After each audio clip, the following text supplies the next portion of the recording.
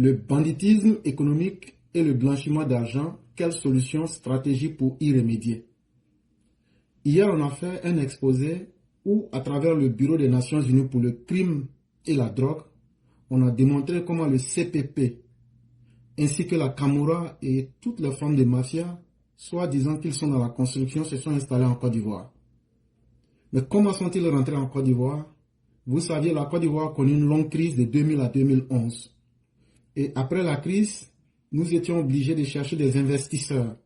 Et sur le crâne des investisseurs, il n'est pas écrit que je suis un criminel ou que je cache le crime.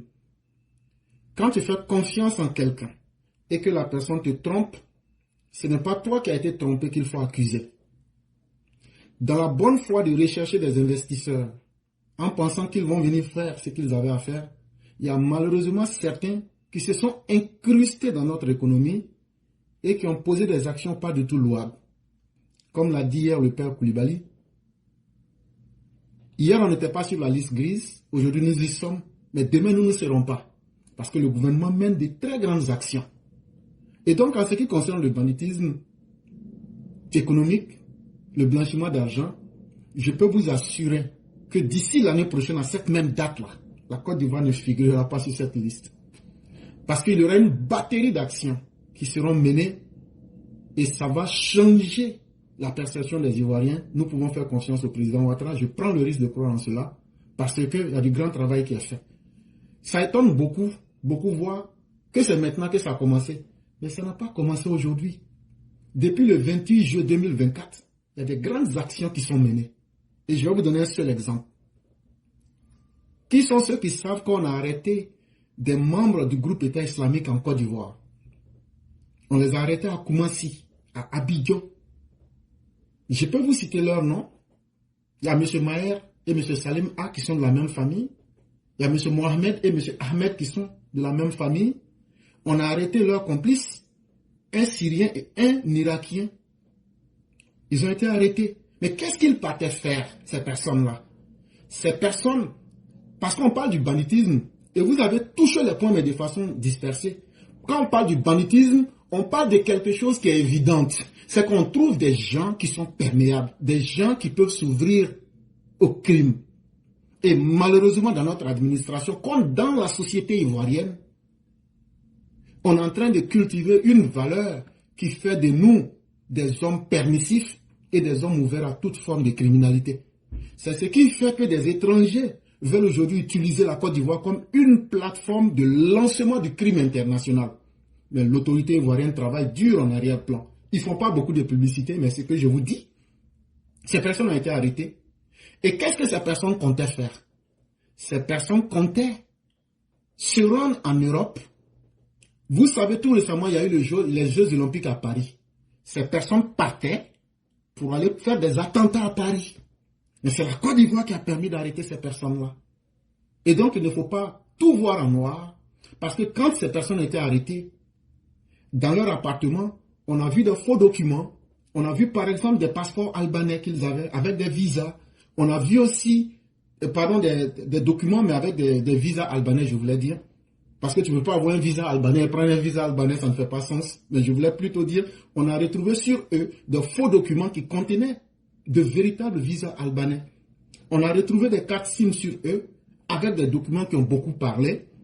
Et ça a permis à la Côte d'Ivoire d'informer certaines autorités et ça a pu éviter que ces personnes puissent rentrer en Europe pour aller faire des attentats pendant les Jeux Olympiques qui se sont déroulés à Paris. Mais mieux, ça a permis à la Côte d'Ivoire d'aider un pays frère, comme le Ghana, à éviter un coup d'État. Si vous vous souvenez très bien, le 23 août 2024, je vous ai dit que ces personnes-là ont été arrêtées en date du juillet. J'ai bien donné la date. J'ai dit que ces personnes ont été arrêtées le 28 juillet 2024. Et si vous vous souvenez très bien, à un moment, je suis sorti, j'ai dit que grâce à la Côte d'Ivoire, le Ghana a évité un coup d'État. C'est quand ces personnes ont été prises et on leur a donné du café et du croissant, qu'elles ont dit tout ça. Et c'est pourquoi vous avez vu qu'un mois après, le président ghanéen est venu saluer le président Ouattara à Abidjan. Et il a demandé une coopération militaire entre les deux pays. Donc rien n'est gratuit. La Côte d'Ivoire est en train de poser des actes grands ce n'est certes pas facile. Et pour ceux qui doutaient, si vous partez dans les archives des forces armées du Ghana en date du 23 août, ils ont fait une déclaration. Ils ont démenti les faits. Mais comment ils ont démenti? C'est justement dans les démentis que vous allez trouver ce qui corrobore ce que je disais. Et ils disent comme ça, je vais rapidement. Les forces armées empêcheront et résisteront à tout individu, groupe ou organisation cherchant à prendre le pouvoir illégalement, que ce soit seul ou en collaboration avec un quelconque organisme de sécurité. En français simple, ça veut dire les forces de défense et du Ghana sont prêtes à résister et à empêcher tout individu ou même tout groupe ou même toute organisation qui cherche à prendre le pouvoir illégalement en comptant sur une partie de l'armée. Mais s'il n'y a rien eu, pourquoi ils sortent pour faire cette déclaration? C'est comme quelqu'un qui est là, tu n'as pas volé, et puis tu te promènes pour dire aux gens, non, je n'ai pas volé, je n'ai pas volé. Mais on va te demander, mais qui t'a accusé? Et s'ils sont sortis pour faire cette déclaration, ça vient corroborer ce que nous vous disions. Et donc, c'est pour vous dire que le crime ne va pas prospérer sur le régime du docteur Ouattara, parce que des combats et de la stratégie seront mises en arrière-plan pour essayer d'aider la Côte d'Ivoire à aller de l'avant. Mais cela ne saurait se faire si nous-mêmes, les Ivoiriens, nous ne changeons pas notre comportement. Il faut donc qu'on s'implique nous aussi. Comme l'a dit le père Koulibaly et le père Amara, il ne faut pas qu'on attende tout de l'État pour dire que l'État va tout réaliser à notre place. Mais qu'est-ce que nous aussi on fait? Il faut que nous dénoncions. Et la mère a mis à poser une question qui est très essentielle. Comment se fait-il que dans une société, on a normalisé la corruption? La corruption est devenue une norme. Si tu n'es pas corrompu ou même tu n'es pas corrupteur, c'est que toi tu n'es pas normal. C'est parce qu'il y a une faille au niveau même de notre société. Quand quelqu'un paye un concours, lui, la pitié et l'humanisme quittent son cœur. Voilà, c'est tout ça qu'il faut changer pour redonner confiance aux uns aux autres dans la société. Et donc pour moi, la question, s'il fallait trouver des stratégies, des solutions, c'est en l'homme qu'il faut trouver les solutions et non dans les institutions. C'est-à-dire que les institutions peuvent aider les hommes à se corriger. Nous avons des institutions fortes et c'est ça justement le rôle des institutions fortes. Parce qu'une institution faible ne peut qu'encourager la corruption. Mais Dieu merci, nous sommes aujourd'hui à un tournant où nous avons des institutions fortes. Nous avons besoin que l'État travaille sur les hommes à partir de l'intérieur pour trouver des hommes justes.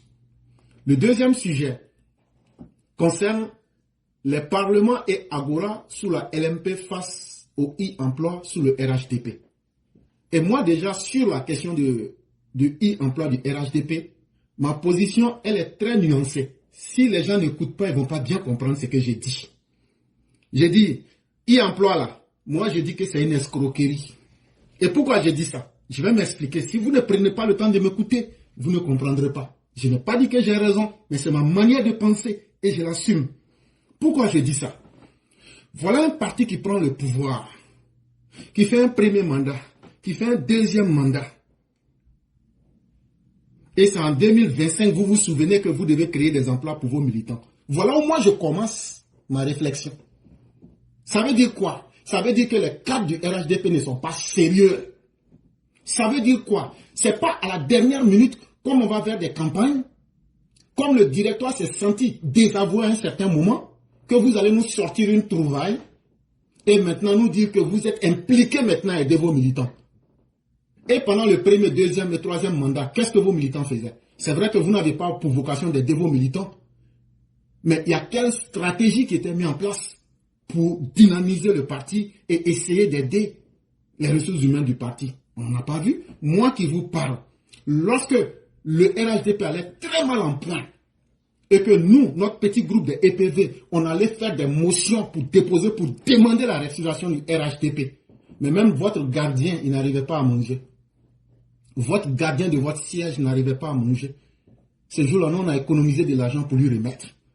Il y a des choses qui ne marchent pas, et il faut le dire. Et aujourd'hui, quand tu fais quelque chose dans l'improvisation, tu ne peux qu'utiliser l'improvisation pour continuer. Si vous aviez honte de vos militants, si vous aviez honte de ne pas aider vos militants, aujourd'hui, si les autres utilisent ça contre vous, moi, je vous regarde ça, je vous regarde dans votre jeu. C'est vous qui avez honte, mais je vais vous rappeler que ceux qui vous critiquent aujourd'hui, là, eux, c'est qu'ils ont fait pire. C'est vrai que je ne demande pas qu'on prenne les antivaleurs pour faire de la comparaison. Mais je veux vous rappeler que, à force d'avoir oublié vos militants, à force de vous être mis sur un piédestal pour créer un fossé entre vous et vos militants, vous pensez que c'est à la dernière minute en les impressionnant avec ces gens. Et c'est là que j'en reviens pour dire que soyons dans les conséquences. Bon, aujourd'hui, là, quand on dit que le e-emploi, c'est une plateforme pour trouver du travail, ou bien pour essayer d'aider les gens, ou bien pour les informer à trouver du travail. Aujourd'hui, là, faites-nous le bilan. Aujourd'hui, où on est là, laissons les explications. Que ce soit pour trouver du boulot, que ce ne soit pas pour trouver du boulot. Quel que soit ce que c'est là, venez, on va faire le bilan. Quand vous avez créé là, on va me dire, mais c'est en juillet. Hey, quand un enfant naît là, dès qu'il naît là, il commence à grandir. Venez nous faire le bilan aussi. Moi, je trouve que c'est une escroquerie. Et ça, je ne mesure pas mes mots. C'est pour essayer de tromper les gens en pensant qu'on veut traiter les gens comme du bétail électoral. Et je ne suis pas d'accord avec cette manière de faire les choses. Si on voulait le faire, c'était depuis le début. Et c'était de bien faire. Parce qu'il ne suffit pas de faire les choses, mais il faut bien faire chaque chose qu'on veut bien faire. C'est aussi ça, le devoir des responsabilités.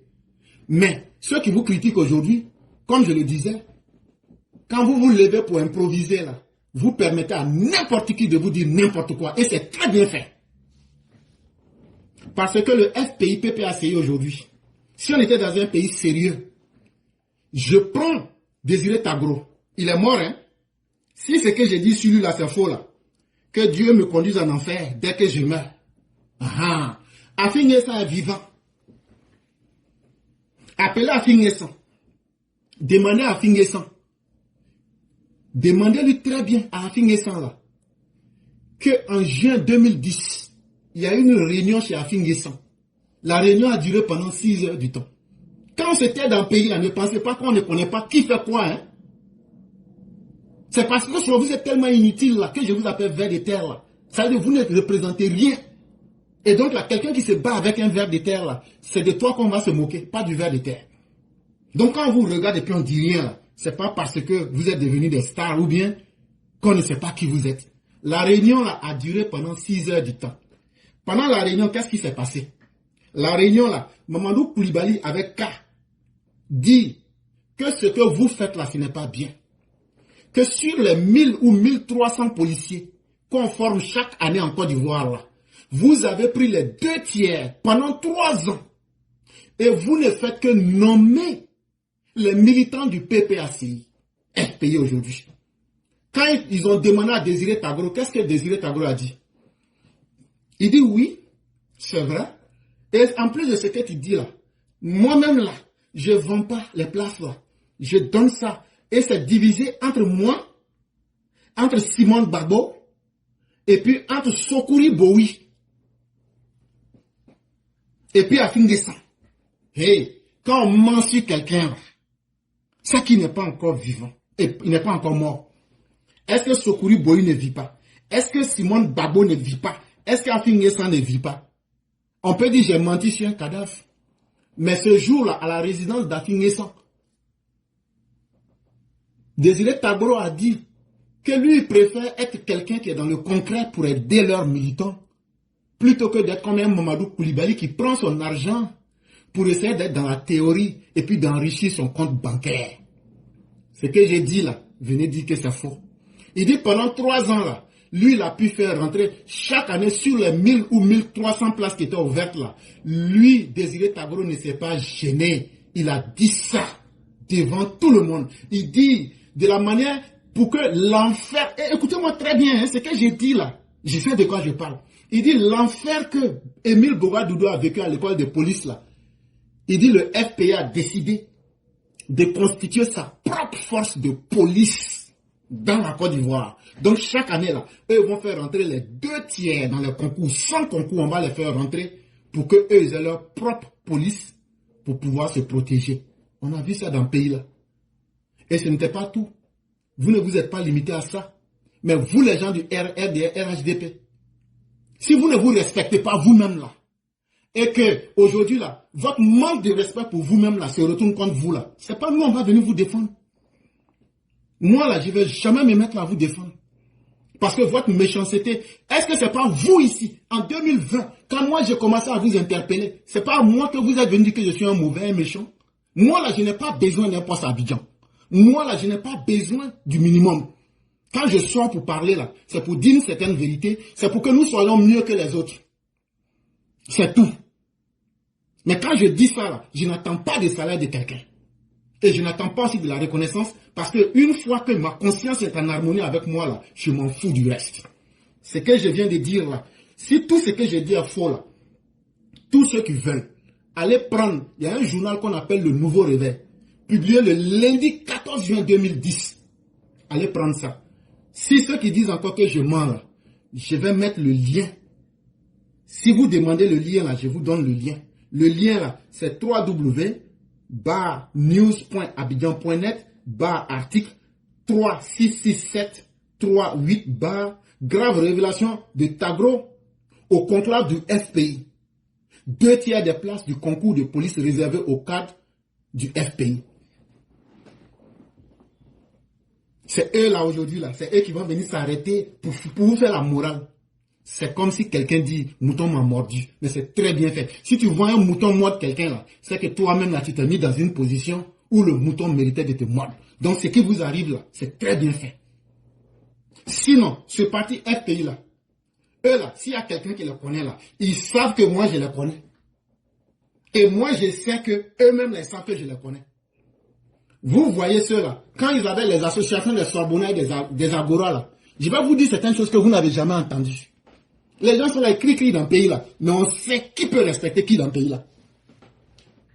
Quand ils avaient, il y a des gens ici là, si on leur demande là, bon, Sorbonne et puis Agora là, c'est quoi, ils connaissent pas, vous ne connaissez pas.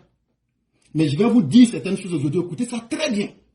Et allez leur dire ça, que celui qui a dit là, demandez si ce qu'il a dit est vrai ou faux.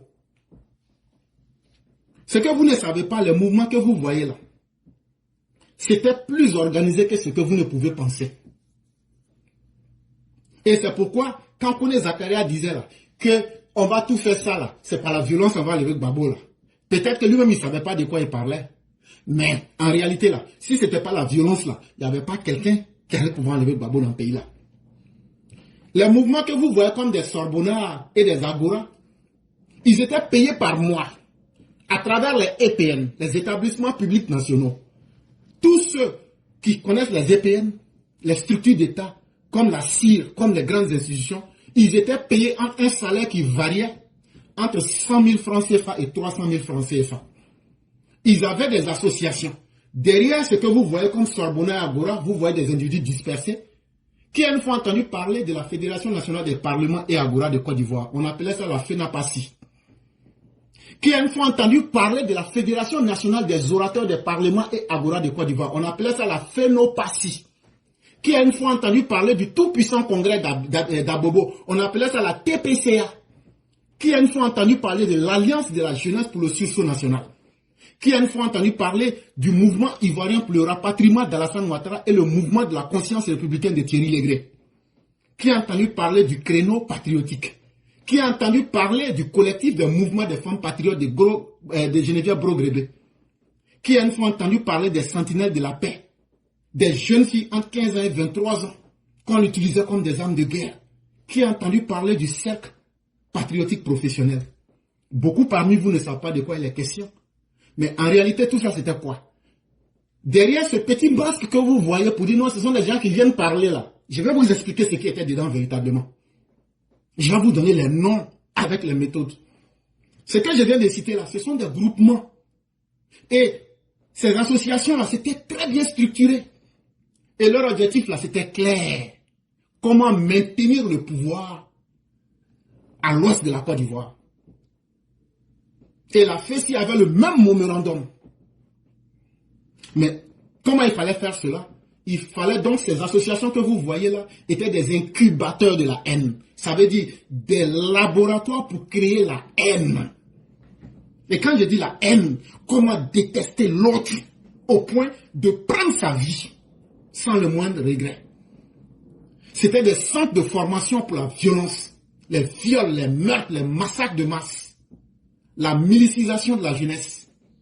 Quand tu étais un milicien, tu avais tout le pouvoir. Ils ont extrémisé la jeunesse en les manipulant à travers les mensonges. Vous allez nous excuser, ceux qui sont sur TikTok. Qui fait ça? Oh! Tapotez l'éclaireur et faites ta demande. Tapotez le live, s'il vous plaît. Arrêtez, on va tout dire, il va tout dire au là.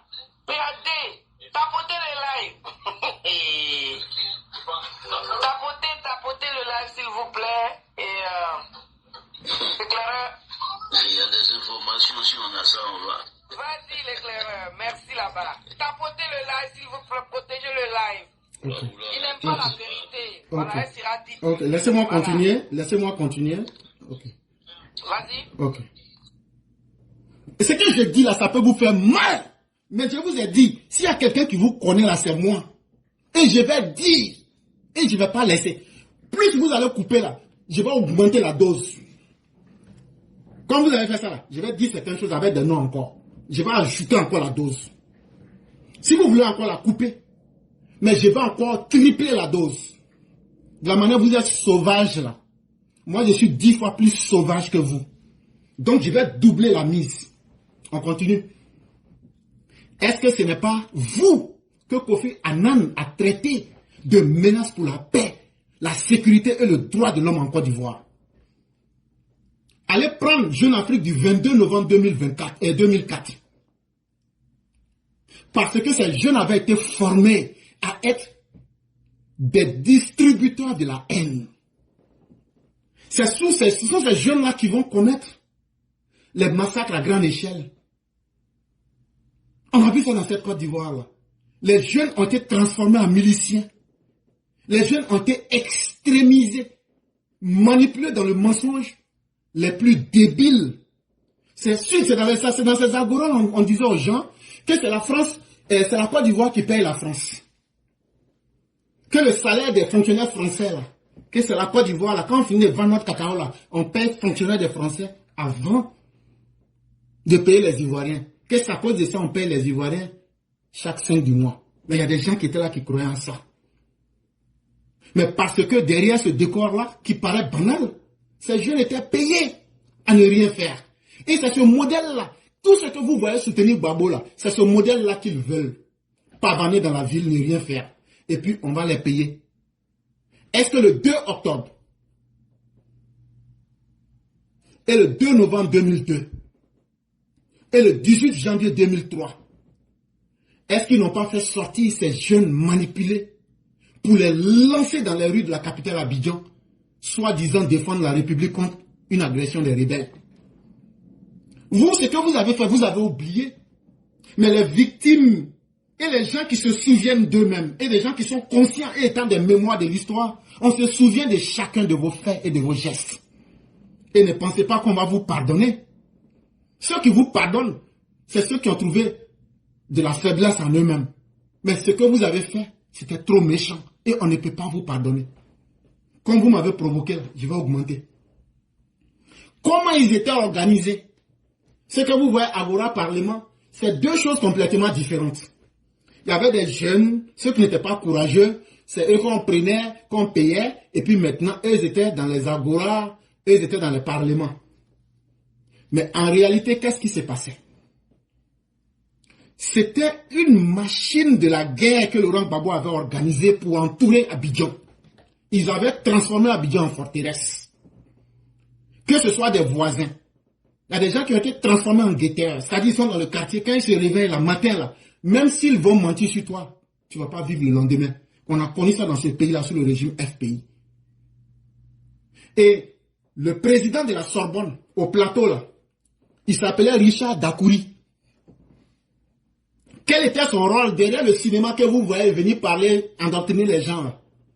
C'était la Sorbonne au plateau là. C'est pas loin de la présidence, non. C'était un centre de recrutement des miliciens. Ceux qui venaient toujours là, on remarque. Quand toi on te voit, tu es un peu baraquelé, tu peux faire le truc là. On te propose. Et donc directement là, la liste était transmise chaque soir. Il suffisait de descendre pour marcher pendant 10 minutes, tu te retrouves à la présidence. La liste était déposée dans le bureau de Laurent Gbagbo. Écoutez-moi très bien. Hein? Et une fois qu'ils étaient recrutés, ils étaient formés. Et c'est à partir du moment où tu es formé, parce que beaucoup parlent, mais vous ne connaissez pas les différences. Quelle est la différence entre un jeune patriote et un sorbonnard? C'est ce que je suis en train de vous expliquer. C'est quand tu étais dans les agoras ou même dans les parlements, et puis toi, tu as été recruté, et puis tu as été formé, tu sais manipuler les armes, c'est là qu'on t'appelait jeune patriote. Si vous avez bien compris ça, les jeunes patriotes là, ils étaient actionnés par Laurent Gbagbo à sa guise. Ça veut dire, une fois recrutés et formés là, Laurent Gbagbo pouvait les utiliser comme il voulait. Il y avait sa femme Simone Gbagbo qui était parmi les donneurs d'ordre au maître de la rue d'Abidjan. Je vous donne des exemples de groupes miliciens qui étaient aux ordres de Gbagbo et de sa femme. Qui se souvient qu'il y avait une milice qu'on appelait le Congrès panafricain des jeunes patriotes, COJEP. Hey, quand on est dans le pays là, on voit les gens là. Toi, Blé Goudé, on ne va jamais te louper. COJEP que tu as créé là, c'était une milice depuis 2002. Tu sais très bien. Si le gouvernement du président Ouattara te pardonne là, c'est pas nous, on va te pardonner. On va te mater. COJEP que vous voyez là, faisait partie des mouvements des jeunes patriotes. C'était une milice dirigée par Charles Blé Goudé. Donc quand les gens se lèvent aujourd'hui, le COJEP c'est un parti politique. Hey, si on doit se dire les vraies vérités de chaque chose, voilà comment le COJEP est né. Le groupe patriotique pour la paix que vous appelez GPP, eux étaient quoi? C'était dirigé par Moussa Touré alias Zegen. Ils étaient quoi? Et l'Union pour la libération totale de la Côte d'Ivoire, qui était dirigée par Eugène Dieu, là, que vous appelez UPLTCI. Mais tous ceux-là, eux, ils étaient concentrés à Abidjan. Laurent Gbagbo et sa femme Simone les ont utilisés pour encercler Abidjan. Et ils ont distribué à ces jeunes-là des fusils Kalachnikov, des pistolets, des Uzi et souvent des RPG-7. Maintenant, tout ce que j'ai cité là, si c'est faux là, allez poser plainte contre moi. Est-ce que Touré Zegen n'était pas le leader des GPP? Est-ce que Charles Blé Goudé n'était pas le leader de la milice COJEP? Est-ce que Eugène Dieu n'était pas le leader de l'Union pour la libération totale de la Côte d'Ivoire? Ceux-là, ils faisaient quoi? Dans Abidjan, ils faisaient quoi? Laurent Gbagbo et sa femme les ont utilisés pour encercler Abidjan, pour terroriser la population. Et le chef de cabinet de Laurent Gbagbo, à l'époque, il s'appelait Kouyoté Anassis. C'est à travers lui, comme je vous l'ai dit, là, quand les informations quittent à la Sorbonne, là, c'est lui qui recueillait les informations. S'ils avaient besoin d'argent pour payer, à ce moment-là, il n'y avait pas encore l'Internet comme ça. C'était les CD qu'on utilisait. C'était les CD qu'on utilisait. Ou même les tricots, ou même la nourriture des jeunes patriotes là. C'est lui qui s'occupait de tout ça. Des jeunes désœuvrés qui, à partir de la présidente de la République, étaient entretenus. C'est ce qu'ils veulent revoir aujourd'hui. Et c'est ça le combat de la Côte d'Ivoire. Et c'est pourquoi eux pensent qu'ils sont plus ivoiriens que les autres. Eux ne doivent rien faire. Eux doivent s'asseoir. Matin, quand ils se lèvent, il suffit d'insulter, de menacer quelqu'un. Et puis on leur donne ce qu'eux veulent. La Côte d'Ivoire, ça ne va plus fonctionner comme ça. J'ai dit, vous m'avez provoqué. En coupant là, vous m'avez provoqué. Mais je vais aller loin. Je n'ai rien dit encore. Et donc, voilà comment vous étiez. Est-ce que quand vous avez vu, ils disent il faut qu'on prenne Yopougon, il faut qu'on prenne Yopougon pendant la mairie en 2023, est-ce que vous savez pourquoi? Parce que Bamalan Didjan, l'ancien maire de Yopougon là, lui, au moment où ils étaient au pouvoir là, ils utilisaient Yopougon comme un fonds de financement pour les parlements et les agoras. J'ai dit, je vais dire certaines choses que vous ne savez pas. Mais après, prenez le temps d'aller vérifier. Lui et puis l'ancien maire de Cocody qui s'appelait Diagou Gaumont. Vous ne me connaissez pas encore. Mais de toute façon, je vais vous limer. Cette seule fois que vous avez coupé vidéo là, c'est que je vais vous montrer ce soir là. Vous allez mal dormir. Vidéo des gens qu'on coupe là, c'est pas moi. C'est pourquoi en 2023 là, ils voulaient tout faire pour avoir Yopougon. Mais vous les gens du RHD, vous avez la chance. S'ils avaient pu avoir Yopougon là. Ce que vous voyez actuellement là. Ah non, on va marcher vite, hé. J'ai dit, c'est parce qu'ils n'ont pas l'argent pour se financer actuellement. Yopougon devrait leur servir de centre de financement. Je vous ai dit ça depuis 2022. Mais quand un homme là, le malheur est derrière lui, et puis tu lui parles et puis il ne veut pas comprendre là. Quand lui-même il se rend compte Ou bien quand le malheur est passé, puis tu viens lui expliquer là. C'est là il s'assoit pour dire, mais pourquoi tu ne m'as pas expliqué? Quand vous, là, on vous parle ici, vous prenez tout en amusement, surtout vous les militants RDR, RHDP. On vous donne tout ce qu'il faut pour vous défendre. Mais vous voyez tout en amusement. Continuez à vous amuser avec votre vie. Ce que les opposants ont préparé contre vous là, si Dieu fait que ça marche une minute là, ce que vous allez voir dans le pays là, c'est Dieu seul qui connaît. Et donc, Diago Gomon, avec Bamlan Didjan, Diago Gomon là, lui était maire de Cocody. Bamlan Didjan était maire de Yopougon. C'est eux, en majorité, qui finançaient les parlements et les agoras. Et je le dis, les types de fusils qu'ils donnaient à leurs militants, quand ils avaient dépassé le stade de simple animateur de parlement et des agoras, ils leur remettaient des fusils AK-47, des mitraillettes Uzi, des pistolets et surtout des RPG-7, ce qu'on appelle lance-roquettes. Et ce que je dis là, c'est le menteur qui tourne en rond. En février 2005, ceux qui se souviennent à Adjamé, le GPP était là-bas. Ils sont rentrés dans un conflit avec les jeunes recrues de la police à Adjamé. Comment ça s'est passé? Avec les cadets de la police, devant le camp des GPP, comment ça s'est passé? Ils ont maté les jeunes de la police et la police n'a pas pu réagir parce qu'ils se sont rendus compte que ces personnes n'étaient plus armées que la police elle-même. Parce que Laurent Gbagbo faisait plus confiance à ces policiers, à cette milice-là qu'aux policiers. Et c'est après ça que Désiré Tagro a commencé à mettre en vague la politique des 2 tiers dans la police, des partisans du FPI. Mais ce n'était pas tout. À l'extérieur d'Abidjan, puisque la priorité de Laurent Gbagbo, c'était de protéger l'Ouest, qu'est-ce qu'il a fait? Quand ça a bien marché à Abidjan, il a répété le même modèle. Il a incité, à travers les Oulaï Oubey et les cadres de l'Ouest, il les a incités à créer des milices dans l'Ouest. C'est là qu'ils vont créer la force de libération du Grand Ouest qu'on appelle FLGO. Et ça, c'est Manglofier Denis qui dirigeait ça. Et en ce moment-là, il était assistant du maire de Guglo et membre du comité central du FPI. Le même Denis Manglofier. Mais ce n'était pas tout. Il y avait le mouvement de la libération de l'Ouest de la Côte d'Ivoire, qu'on appelait le MILOSI. Il y avait aussi l'Alliance patriotique ouais, qu'on appelait APOUE. Il y avait l'Union des patriotes pour la résistance du Grand Ouest, qu'on appelait UPRGO. Ça là, ce que je dis là, hey, je ne vous parle pas en tant que des gens qui sont restés là pour lire ou même pour inventer des choses. C'est parce que nous, on a vécu ça.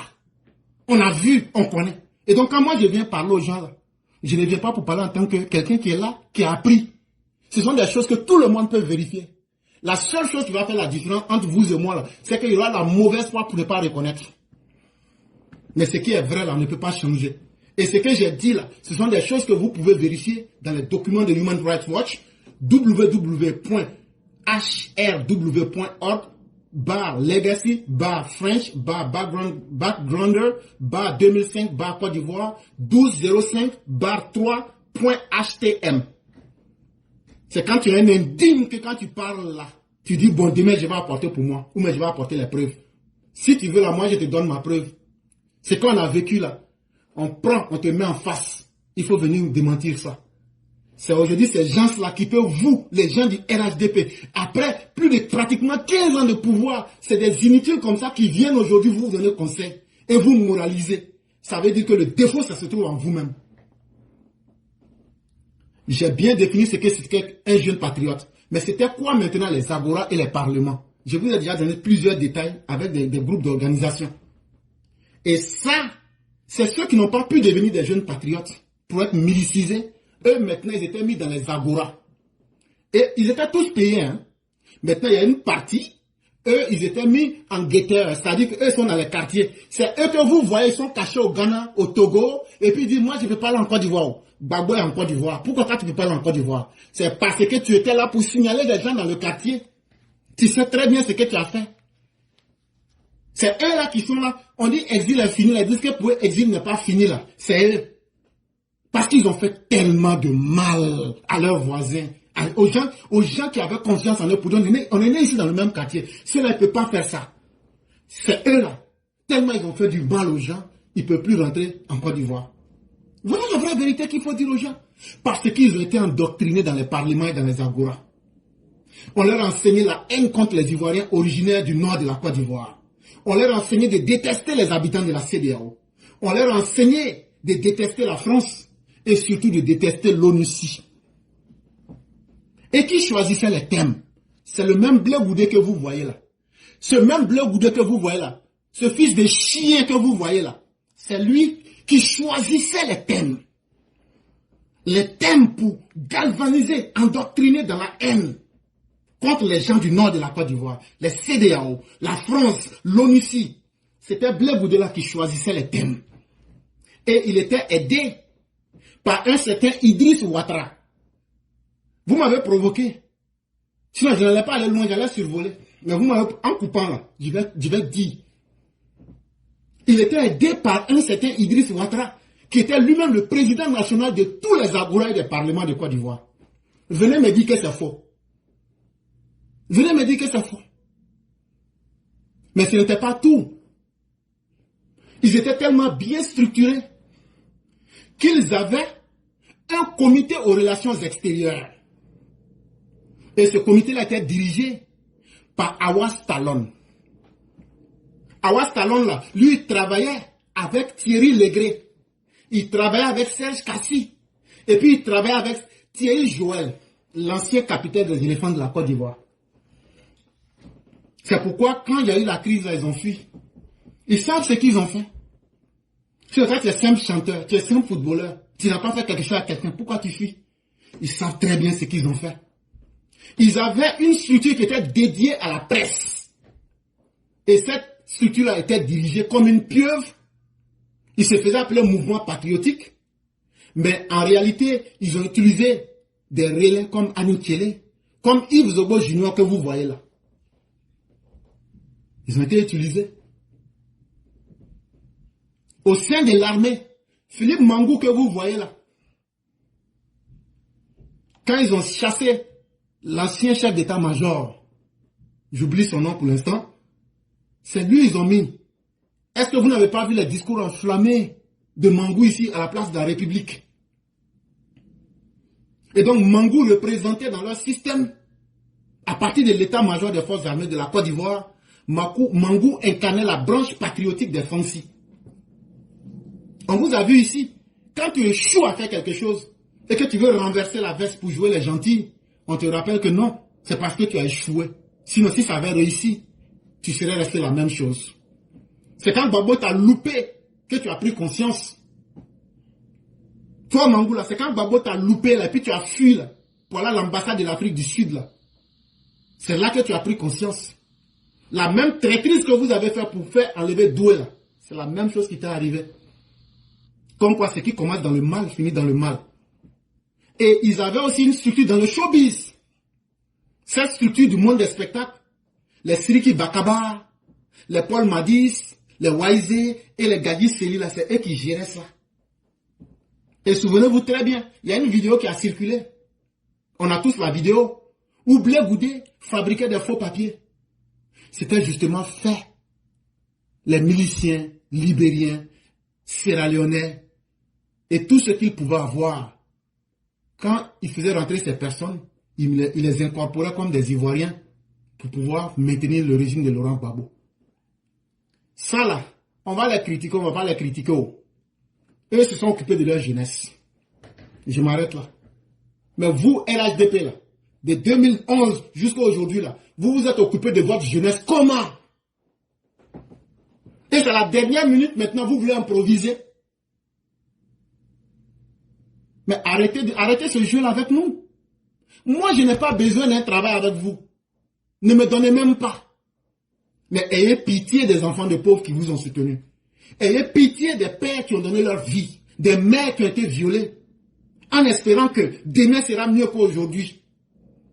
Mais par pure méchanceté, par égoïsme et par arrogance, vous les cadres du RHDP, vous avez poussé la méchanceté tellement loin que c'est la dernière minute maintenant, vous vous souvenez des gens. Mais je vais vous dire une chose, vous n'êtes même pas quelque chose qui nous intéresse. C'est le président Ouattara seul qui nous intéresse. Vous là, continuez dans ce que vous avez commencé. Parce que là, votre méchanceté, si on prend ça sur une courbe là, c'est que vous n'avez pas pu faire en 15 ans là. C'est pas en un an que vous allez pouvoir faire ça. Donc arrêtez ce flafla avec nous, avec les gens. Sinon, si c'est ce que vous avez fait là, donnez-nous les résultats de ce que vous avez dit là. Même si vous n'avez pas donné de travail, nous on ne trouve pas de travail là-haut. Bon, maintenant, ce que vous avez aidé là, faites-nous le bilan. Vous n'avez même pas la volonté. Et donc là, quelque chose qui commence par le mensonge et la manipulation, c'est très bien que les gens vous attaquent. Et moi, je vous regarde dedans. Et pour terminer, l'AES, l'Association des États effondrés du Sahel. Ceux-là même, on va leur dire quoi? Tout se passe très bien là-bas. J'ai aimé la réponse de quelqu'un qui a dit, non, on ne parle pas d'eux. Parce que partout où tout va très bien, on n'a pas le temps à perdre. Tout va très bien dans les États effondrés du Sahel. Quand on parle du Burkina, tout va très bien. Les attaques se multiplient et l'armée est désavouée. Et si vous vous souvenez bien, il y a une vidéo qui circulait où il y a des miliciens qui étaient là à la frontière dire que eux n'attaquent pas la Côte d'Ivoire. Mais tout de récemment, quand on a attrapé les gens là, on a attrapé celui qui parlait beaucoup là, on a attrapé. Je vous avais dit qu'on ne vous a pas tout dit. Oh. Je vous avais dit le jour où j'ai parlé et puis j'ai dit je rendais hommage là. Je vous avais dit qu'on ne vous a pas tout dit. Que même ce qu'on vous a montré là, on ne vous a rien montré. Mais au fur et à mesure là, on va vous sortir les vrais sons. Et donc, la Côte d'Ivoire est sereine. La Côte d'Ivoire multiplie ses partenaires militaires. Et nous avons les moyens, la puissance et la possibilité de nous protéger contre tout ennemi extérieur. Et nous ne serons pas tendres avec quiconque va penser que parce qu'on est voisin, la Côte d'Ivoire est un État qui va s'amuser avec sa souveraineté. C'est vous mettre en enfer vous-même. Parce que vous allez voir, on sera sans limite. Et l'armée régulière de la Côte d'Ivoire que vous voyez, c'est toute la population de la Côte d'Ivoire qui va se lever pour remettre les pendules à l'heure. Entre-temps, comme je le dis, tout ce qui commence dans le mal doit finir dans le mal. C'est ça l'équilibre naturel. Tout ce qui commence par le bien finira aussi dans le bien. Parce que tout a été créé en paire. Et rien ne se perd. Mais tout revient à sa nature comme nous l'annonce le Tao Te Ching. C'est nous, on se fatigue dans tout ce qu'on est en train de faire là. Chaque chose finit par revenir à sa nature. Toi, Choguel Maïga, toi, un intellectuel, au lieu d'utiliser ton cerveau pour aider ton pays, tu as attendu des temps inappropriés, le temps du désordre, pour venir augmenter la souffrance de ton peuple. Mais Dieu merci, tout se passe très bien. Toi-même aujourd'hui, l'arme que tu avais voulu prendre, c'est aujourd'hui cette arme-là aujourd'hui qui est en train de te descendre. Parce que les 5 voyous du Mali, ce sont des idiots, ce sont des ignorants, des analphabètes gros grains. Ils avaient besoin d'un intellectuel, d'un idéologue. Tu as servi à la sale besogne. Tu as fait de la manipulation, de la propagande. Aujourd'hui, là, même les enfants du CP2 peuvent prendre tes vidéos d'avant-hier et hier et aujourd'hui, on découvre que tu es un homme inconstant à ton âge. Mais quand tu vis dans l'inconstance, la honte là, c'est ça qui sera ton lit. C'est dans ça que tu vas dormir. Aujourd'hui là, depuis hier là, qu'est-ce qu'ils t'ont fait? Non seulement ils t'ont chassé comme un malpropre, mais on t'a dit, tu ne peux plus voyager. Ils ont pris ton passeport. Même si tu veux voyager là, tu dois aller pointer à la sécurité d'État. Ça veut dire que tu ne vas pas sortir. Après ça, là, aujourd'hui même, là, ils ont dit au premier ministre de l'AES, du Niger et puis du Burkina, là, qu'il ne faut pas, ils vont communiquer avec toi. Et qu'est-ce qu'ils ont fait? Ils ont mis des gens à ton domicile. Tous tes gardes, là, ils les ont changé hier. Ils ont changé tes gardes hier. Et ils ont posté les gens de Modibo Koné. Et donc là, ils t'ont mis dans le pain. Mais ce n'est pas eux, c'est toi. Tu pensais que tu allais pouvoir les tromper. Mais le temps a fini. C'est toi qui as été l'homme trompé par son propre jeu. Et même les visites et les réunions politiques à ton domicile, tu ne peux pas les faire. Tu ne peux pas te déplacer en dehors de Bamako. Et tu ne peux pas faire de réunions politiques à ton siège du MPR. Ou encore au siège du M5 RFP. Ça, c'est une leçon pour tous ceux qui pensent qu'ils peuvent vivre de la malhonnêteté et que ça va leur sourire. Il faut que ça change. Tous ceux qui ont trompé leur peuple, allez demander aujourd'hui en Centrafrique. Touadéra se déculotte aujourd'hui pour essayer de revenir. Dans ce monde-là, on n'a pas besoin des plus forts. On n'a besoin que d'une seule chose. Et c'est ce que la mère de Schopenhauer lui a dit dans une lettre. Schopenhauer, c'est un philosophe penseur. Très petit, il était brillant. Et en général, quand les gens sont brillants, ils pensent qu'ils sont mieux que les autres. Quand il était adolescent, sa maman lui a écrit une lettre. Mon fils, ton intelligence naturelle, c'est un avantage, mais cache. Si tu montres ça trop là, tu vas développer beaucoup d'ennemis autour de toi. Cache, fais semblant de ne pas connaître certaines choses. Fais semblant d'être un ignorant souvent. Quand c'est comme ça là, les gens vont t'oublier. Et Schopenhauer a retenu ça. Et ça va jouer sur le fonctionnement global même de sa philosophie. Un homme là, quand tu penses que tu es trop malin, que toi tu peux tromper tout le monde là, tu finis toujours par être trompé dans ton propre jeu. Et donc on vous regarde là-dedans, on ne peut que vous souhaiter tout le malheur qui va tomber sur votre tête. Mais entre-temps, la Côte d'Ivoire que vous avez traité de tous les noms, alors qu'on ne vous a rien fait, alors qu'on a toujours cherché à vivre en bonne intelligence avec vous, mais vous avez toujours transformé le bien que nous avons fait envers vous. Vous nous avez toujours retenu sur la monnaie des singes. Que Dieu vous retourne en centaines de multiples de milliards de malheurs pour ajouter sur vos pays. Que Dieu retourne ça en famine pour mettre sur votre peuple. Que Dieu fasse que vous, avec vos 5 brigands là, en tout cas, même si TikTok va me couper là, que vous vous tuez entre vous là-bas. Ceux qui ont pitié de vous là, c'est pas moi, hein. Même si aujourd'hui, moi j'ai une bombe atomique là, je vais le lancer sur vous. Parce que vous ne méritez même pas d'être là. Aujourd'hui, on est en train de chercher à aller au 22e siècle. Aujourd'hui, le monde est en train de décider de son sort. Vous, des États parias comme vous, en train de dire, c'est ce que Soumeta Keïta a fait, c'est ce que Soumangourou Kanté a fait. Et ils ont vécu en fonction de leur époque. On s'en fout de ce qu'ils ont fait, mais de ce qu'ils n'ont pas fait. Nous, on fait quoi aujourd'hui pour laisser ça en héritage à nos enfants? C'est ce qu'on appelle vivre. Vivre, ce n'est pas d'avoir 100 ans. Vivre, c'est de donner un sens au peu de temps qu'on a vécu. En forçant ceux qui vont venir après nous à nous respecter. Pour dire, ceux qui nous ont précédés n'ont pas vécu inutilement parce qu'ils ont laissé une voie. Mais aujourd'hui, là, vous dites que vous êtes panafricain. Le panafricanisme suppose que tous les Africains se mettent ensemble. Mais vous avez divisé la CEDEAO. Mais votre sort est entre votre main.